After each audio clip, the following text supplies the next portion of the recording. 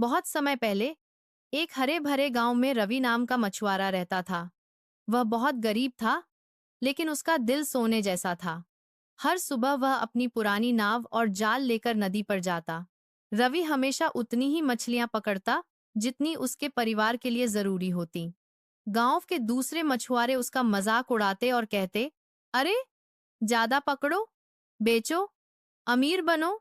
लेकिन रवि जवाब देता, अगर हम जरूरत से ज्यादा लेंगे तो कल नदी में मछलियां कैसे बचेंगी। एक दिन रवि का जाल अचानक नदी की गहराई में अटक गया।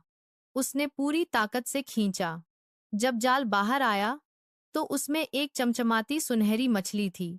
वह बोल पड़ी, मछुआरे, अगर तुम मुझे छोड़ दोगे तो मैं तुम्हें इनाम दूंगी। रवि मुस्कुराया और बोला, मुझे किसी इनाम की जरूरत नहीं, तुम्हें पकड़ना मेरा मकसद नहीं है।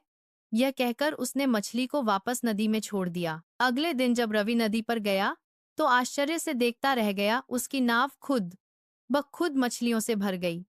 तभी सुनहरी मछली फिर प्रकट हुई और बोली, तुम्हारी ईमानदारी और दयालुता ने मुझे प्रभावित किया है। अब से तुम्हें कभी भूखा नहीं रहना पड़ेगा। रवि ने उसका धन्यवाद किया और खुश होकर घर लौटा। जब गांव वालों ने देखा कि रवि के घर हमेशा ताज़ा खाना है और उसका परिवार खुशहाल है, तो वे चकित रह गए। कुछ लालची मछुआरों ने सोचा, अगर हम सुनहरी मछली पकड़ लें तो हम भी अमीर बन जाएंगे। वे सब नदी में गए और सुनहरी मछली के लिए जाल बिछाने लगे। लेकिन नतीजा उल्टा हुआ, उनके जाल फट गए, नावें डूबने लगीं और उन्हें खाली हाथ लौटना पड़ा। गांव वालों को समझ आ गया कि असली खजाना सोना चांदी नहीं, बल्कि ईमानदारी और दया है।